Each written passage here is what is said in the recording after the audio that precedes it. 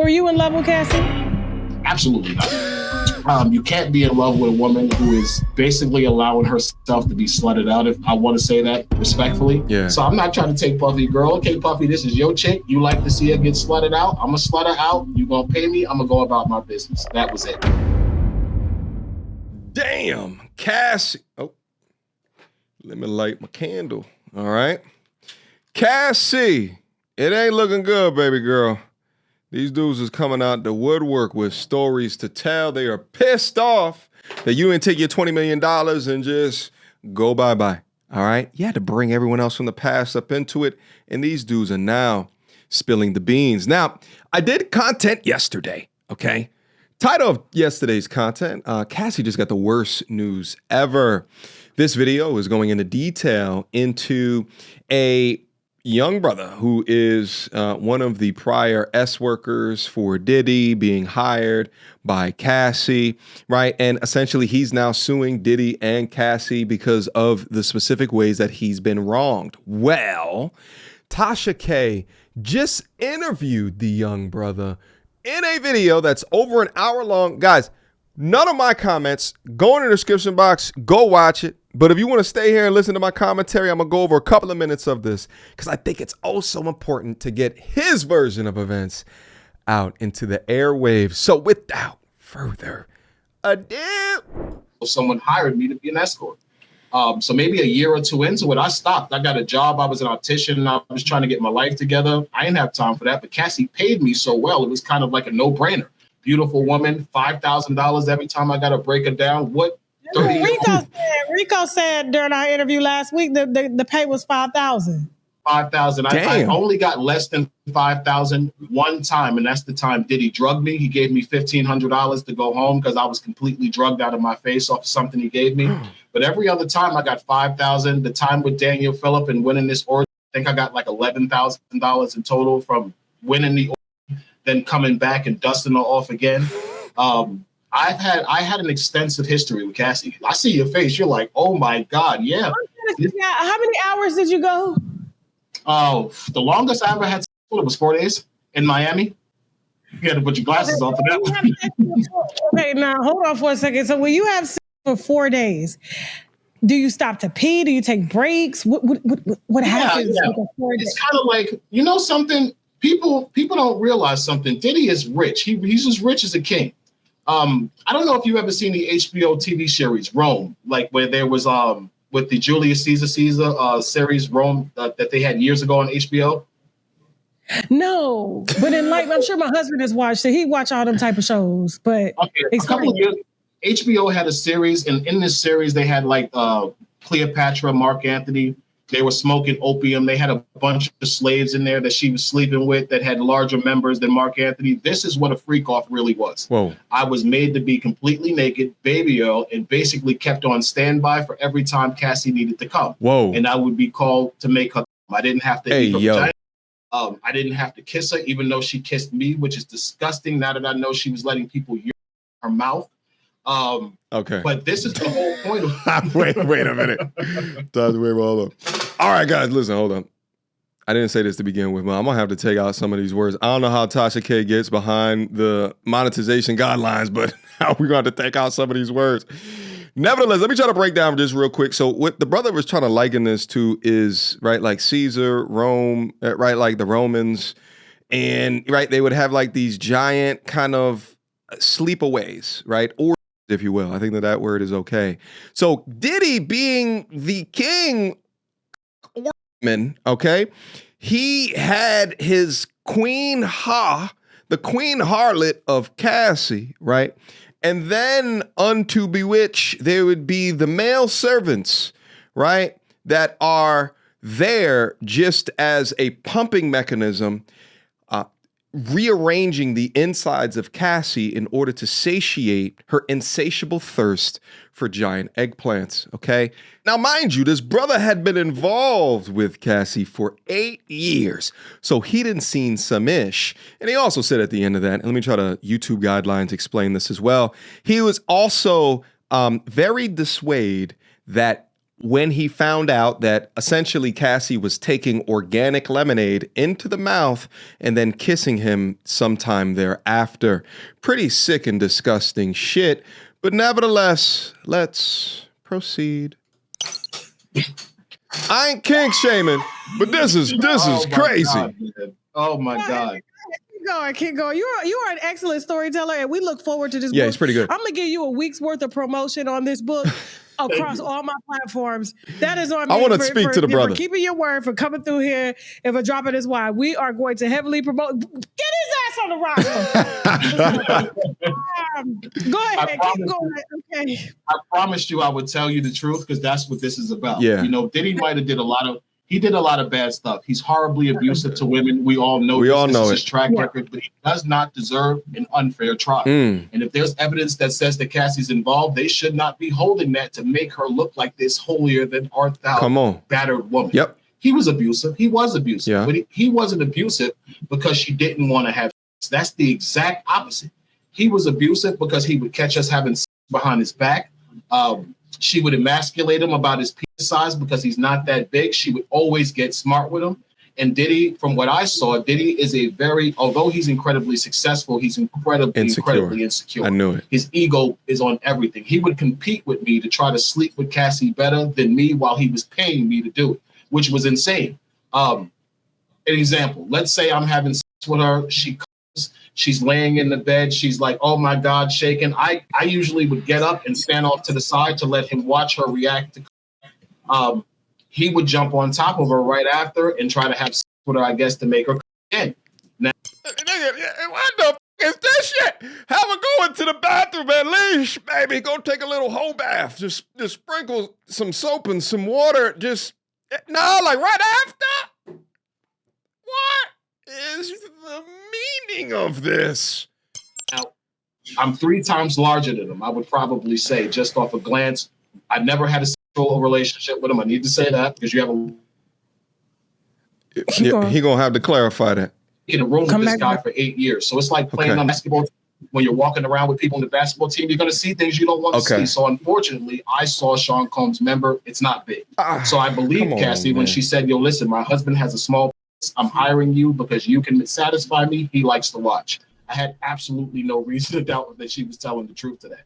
Did you have a micro penis or something? Okay. Let's just take a pause on the track real quick. See, the thing is like, I think initially hearing the young brother talk about intimate details like to like penile size, while for Tasha's K's audience, they probably absolutely love that shit. It's majority female audience, right? Nevertheless, I don't like to hear shit like that. Obviously, we're not here for that type of information. But also, if you put it within the context of why he's saying all of this sort of intimate data and information, he is not out here doing like a tell-all because he just decided to come out and just get a payday or a check all of a sudden out of nowhere. You got to remember that this guy, and I believe he's like in law school and he's trying to like be something better within his life besides just being, a male S worker, right? He was minding his business. Cassie came out and did all of this, therefore implicating all of them, put their faces, their names on a piece of paper that then was sprinkled all over every social media known to mankind. So this guy's like, I changed my life. I wasn't saying shit. So within all of that, he is now speaking about it. And in order for him to come across as authentic and as relatable as possible, he's giving all of the details of the situation so that you can listen from interview to interview to interview. You can be able to cross-reference. You could be like, oh, he said this here, but then not that here. Why is he doing that? I have a feeling that this brother is telling the truth, and he's going to be extremely consistent from interview to interview to interview till eventually they'll get in front of that judge and then have the judge decide it at whatever time in the future. But that's the reason that I think that he's getting this intimate with this data. Does he need to say it? I don't think so, but I think that it adds some more believability when he adds data to that degree, because they talked about the mindset of this in the case. right? They talked about the mindset of why Diddy would be doing this. And then also in cross-referencing her promiscuity with that she was messing with a Kid Cudi, right? At the same time, referencing her promiscuity with that football player that they talked about they cheated up on. And then that the prosecution never brought a brother like him up on the stand because they knew that he wasn't Team Cassie. And that this thinly woven veil of that, oh, domestic violence and Diddy's the ultimate monster. He still ain't shit, but she was a co-conspirator. Let's keep on listening.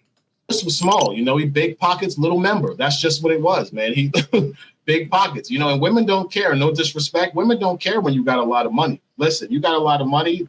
We can get around that. He got enough money. She was a young horny girl. She liked to have sex. And this was the arrangement. He took her around. They would have these freak-offs because she was into the swinger lifestyle.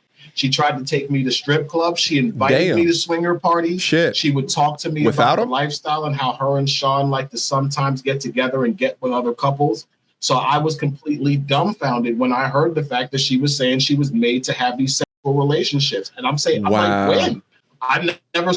I saw you being forced. I never saw you being afraid. The only time I saw you afraid is when he would catch you behind his back when you told me to do it. Damn. So what are you talking about, Okay.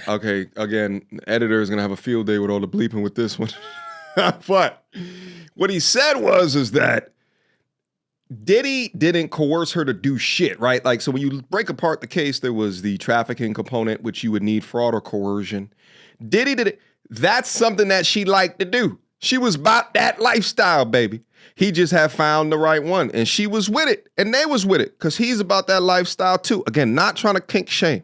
All right. Now, she was coming across as if she was being coerced within that. What this brother is saying is that no, there was no violence as it relates to the lifestyle, but there was violence as it relates to things ancillary to the lifestyle, things that she would not abide by in the lifestyle, i.e. cheating, going behind his back, talking to him like he ain't shit, that he's got a small eggplant or whatever it is that she was saying by his own admission, which goes back to my initial assertion, which is this sounds like a domestic DV situation, but Cassie, in her Super Saiyan thoughtness, leveraged the power of Diddy to get all of the men that she wanted, who leveraged the funds of a Diddy to get the lifestyle that she wanted, that was complicit with her career stagnating as she ran around the cities just flaunting her sexual liberation. So there was no coercion.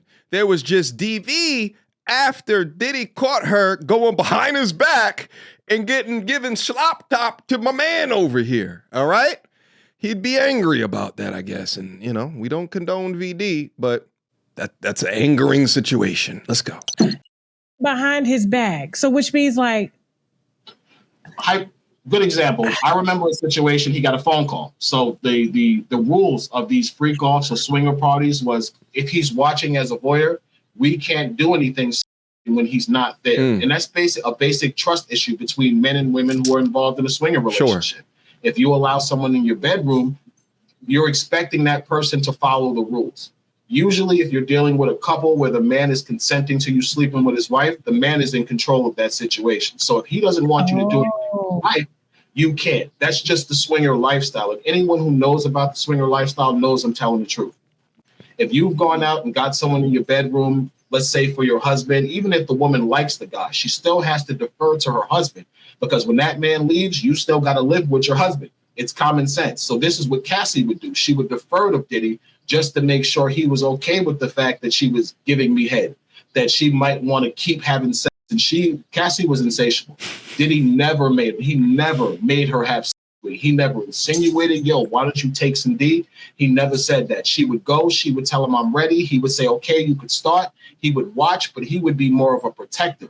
He would make sure nothing happened to her. He was incredibly protective. Wow. Incredibly protective of her. Quick emergency meeting. I was recently searching for my name online and found way too much personal information, which brought me down this weird rabbit hole of how that could have happened, and found out that there's companies out there called data brokers that will sell your data to marketers, scammers, and even stalkers. And it's a nasty, disgusting feeling knowing that there's bad actors out there selling my information, selling your information for profit. But that's why I'm recommending today's sponsor, Aura. Now, I use Aura to automatically remove my information from these sites and keep my information off.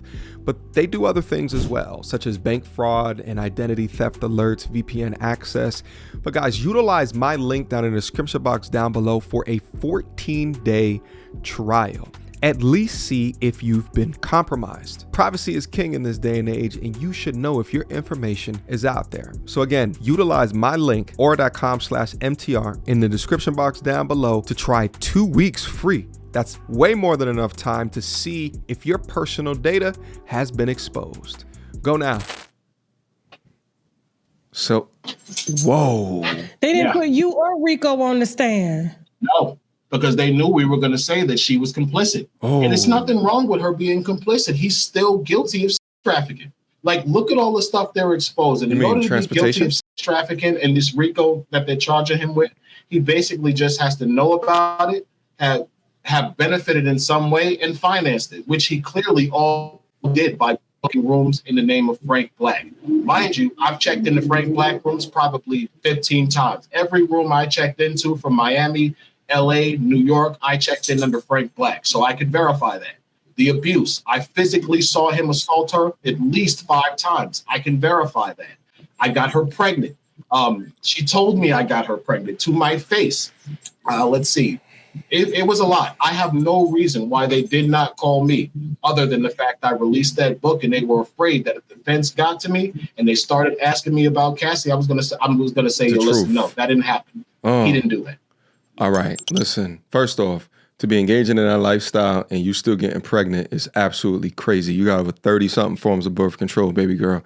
Not near one of them you could have used. Anyway, other point. He said trafficking right there, but I wonder if that was a misspeak and he meant to say transportation. But okay, if he meant to say trafficking, I wonder, number one, I wonder if this was taped before the verdict. And then number two, if he meant to say it, then I think that he's hoping for trafficking because, again, he's coming at Diddy as well as Cassie for trafficking. So if he did get guilty at a federal level, it would help his case, right, at his level, whether it's, I think it's a civil level, right? But we all know he's not guilty of trafficking, but he's guilty of transportation, and which makes sense, even to his own describing, because he talked about DV, but the DV, as to his own admission, was not because of, you know, S workers, working with S workers, right? Having her do S workers. The DV was things outside of that, and him checking his name under some pseudonym, you know, Frank Black or what have you, in different locations, in different cities, at different hotels, underneath different flight names. You know, that's all transportation work. This brother would have to have the receipts of, you know, him being drugged, coercion, fraud, for the trafficking to take place. And the fact that he wasn't called to the stand, we don't know what he has. We don't know what phone calls that he's recorded. We don't know what emails that he received, any text messages that he's received. I mean, it sounds like he was buddy chum with Cassie. They're going out to strip clubs and everything like that. It sounds like, you know what I mean? Like they had a decent amount of interaction time together outside of being dripped in baby oil, you know, squeezing off on one another. You heard? Let's go. And yeah, as a millionaire, as anybody, you can't solicit promise and pay them. Like, it is against the law and it carries a long time. It's kind of, yeah, you got to take them out to dinner first. It's teetering the, because then it's a date.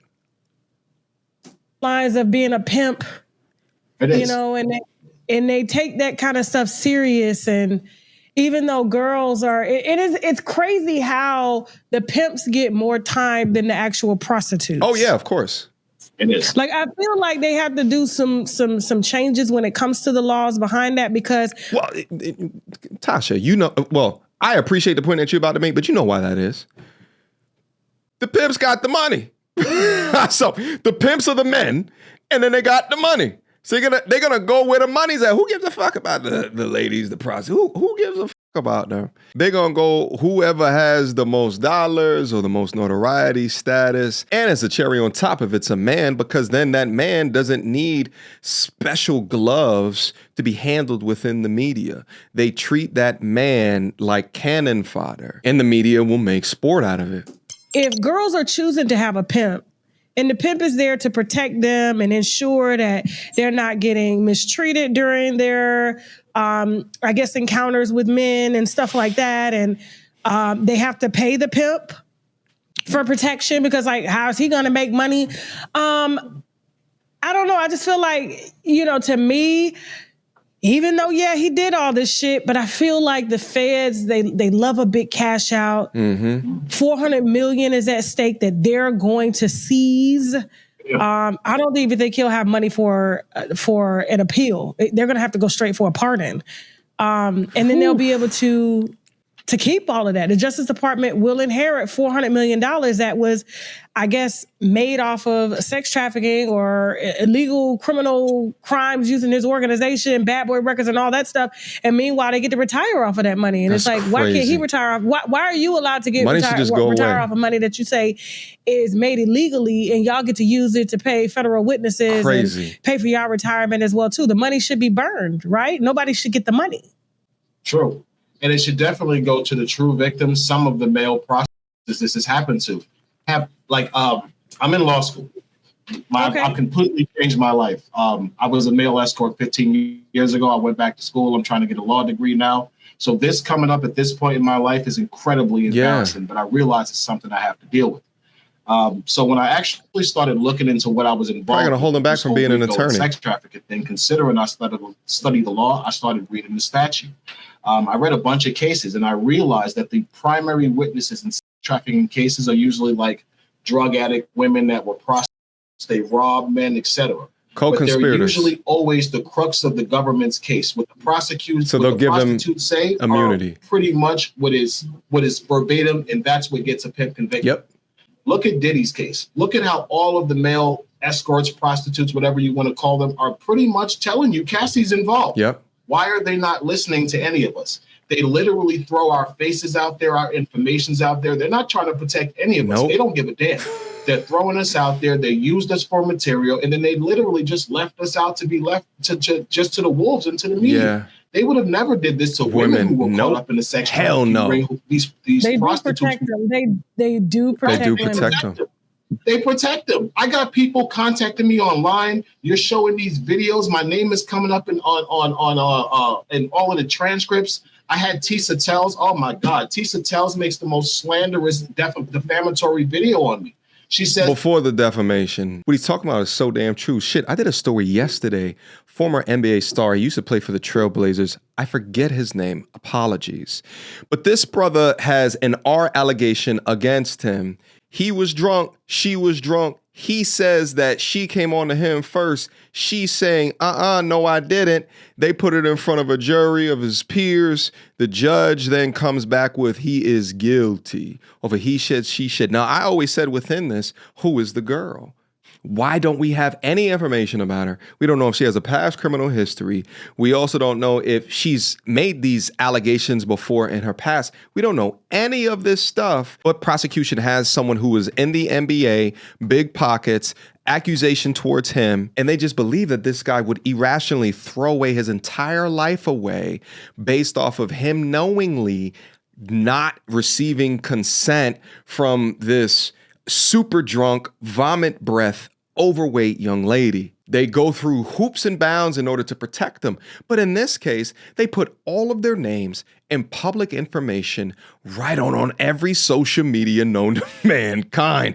And it has, if these things happened a decade or so ago, these guys have transitioned into new lives. Where's the protection for them? But again, they treat them like cannon fodder because they are men, whereas if it was women S workers, we wouldn't know who they are. They just assume that these men were not potential victims because of the gender that they share. And for that, I say, wild double standard.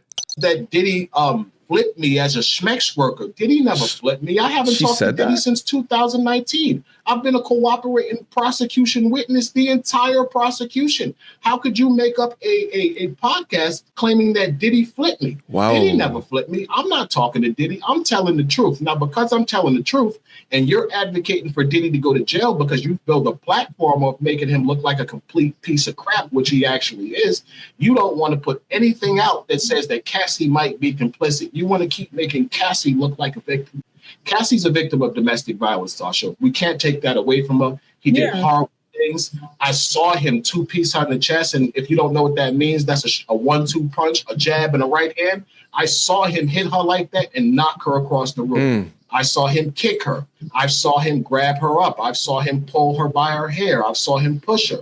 He was abusive to her, but it wasn't because of sex. It was because he's an abusive man and they were in a toxic, drug-fueled relationship. Their emotions are going. They're high off drugs for days. He's getting jealous because other guys are, and she's enjoying it. Even though he's letting her do it, he's still getting jealous because these other men are giving her more pleasure. She argues with him. He doesn't know how to deal with it. He hits her. That's not him forcing her to have sex. Whoa. So what was the hotel video about?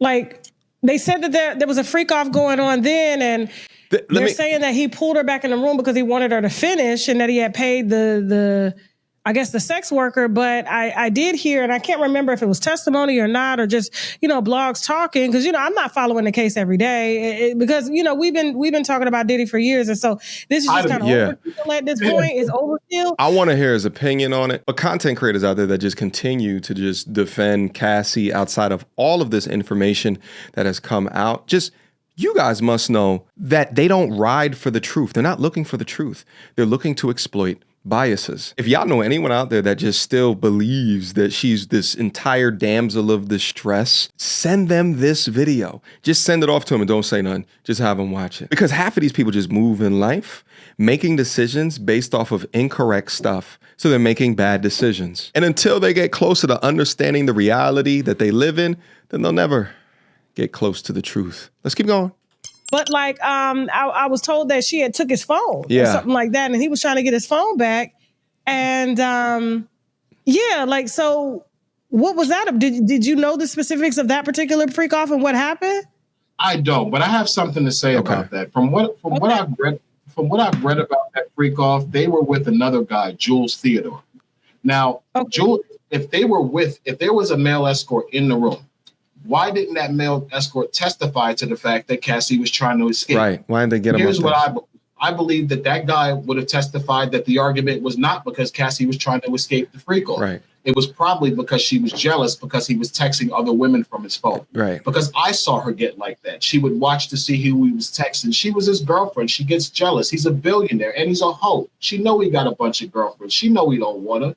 So of course she's on a stance where she has to make sure that this guy is not cheating on her. She wants to know. So they probably were in the room. She went through his phone. She might have saw something. She thought he was texting a woman. She decided to leave. They got into a fight. He got caught up. Now, here's the interesting part. I heard during this trial when I was watching that about 3 weeks after, they had a freak off in Miami with me. These are the texts that I heard. Now, they have this fight. She gets beat up. She has to recover. A couple of weeks later, they decide to have another freak off. She tells him they need to change the energy. They need to change the person. The next thing they do is fly to Miami. They call me. How is this someone who's being sex trafficked? And she clearly tells you we need to change the enemy. Then she calls the same guy, because this was 2016, 2015 when he beat her. By then, I was sleeping with her 6 years, 7 years by then. She deliberately calls me from New York to have sex with her in Miami 3 or 4 weeks after he beats her up in his hotel and is making her have sex. Make it make sense. She's lying. She was a part of this. They were fighting probably because he had a woman. She didn't like that. He beat her up. She got over it because the truth is she was in love with him. She was extremely in love with him. She talked about it all the time. She wanted to have kids. She wanted to get married with him, which I thought was weird because I'm thinking you're letting me slut you out, but you want this guy to marry you? How is he supposed to respect you? But I never asked questions, Sasha. They're paying me. It's not my job to ask questions. It's my job to satisfy. So that's exactly what I did. Know what I would pay an infinite amount of money to see? This brother right here and Cassie's current husband in a room, facing each other, just having a casual discussion. Oh, man, that would be the media event of our generation, baby. Just to have them, right? Like, because, like, he's the true victim in all of this. Because I believe his name is Alex Fine. That poor young brother, in front of millions of people who have been keeping up with the case, is a perfect demonstration of believing everything that you hear. Meanwhile, you hear all of this background information into the type of person that she was. And I would argue that the majority of this stuff he didn't know. So while majority of women are exclaiming from mountaintops that Alex Fine is a real man, the majority of men are exclaiming from mountaintops that he's a real damn simp. Beta!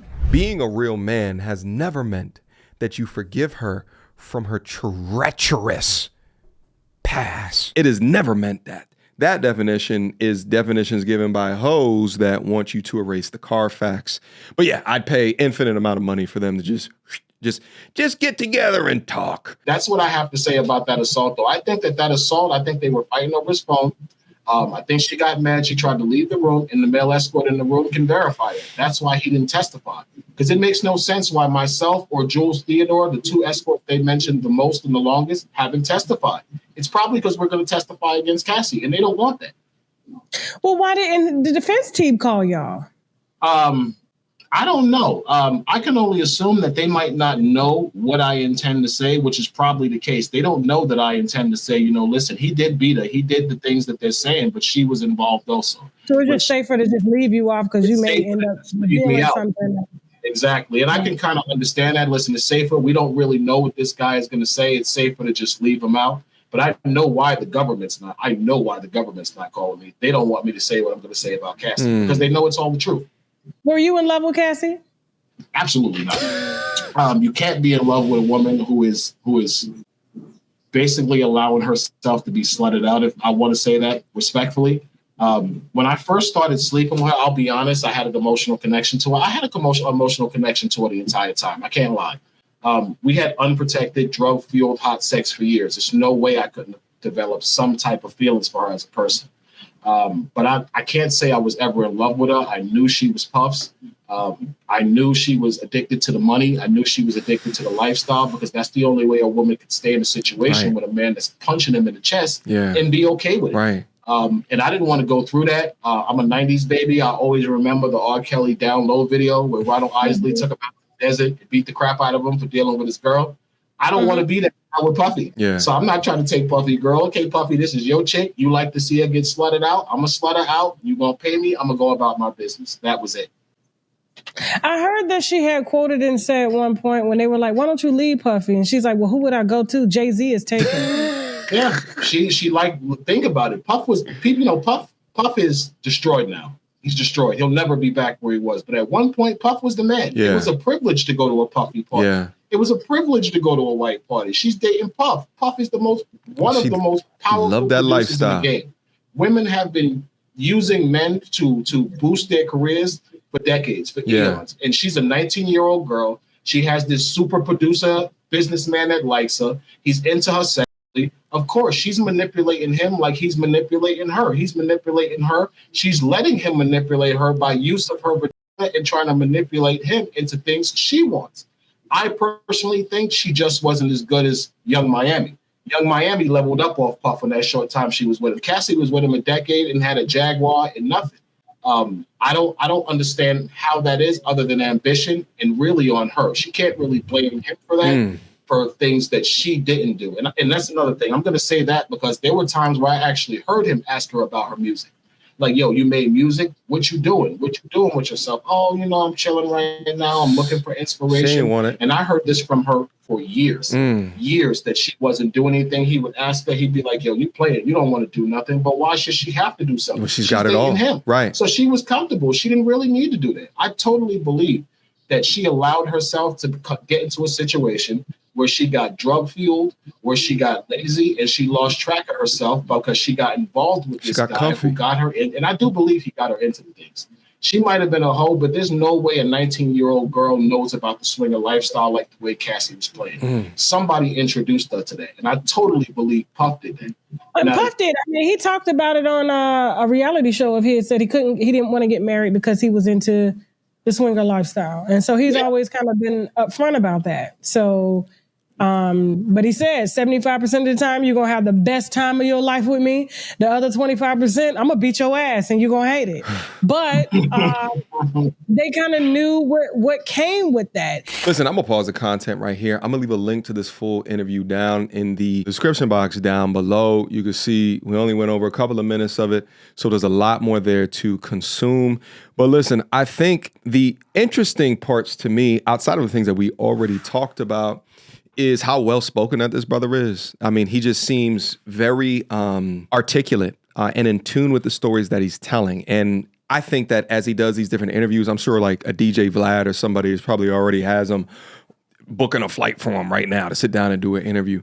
But I think that as he goes from content place to content place up until going in front of a judge, the story is going to remain relatively consistent. And if that's true, the money that Cassie 4D chest moved in order to get from Puff and as well as from the hotel, she's going to slowly start to see them money slowly disappear as these brothers come out and try to extract from her what she tried to extract from Puff. Drop me a comment down below, guys. Tell me what you think about the content that I put in front of you here today. Shout out to Tasha K getting the monster interviews that we want to see.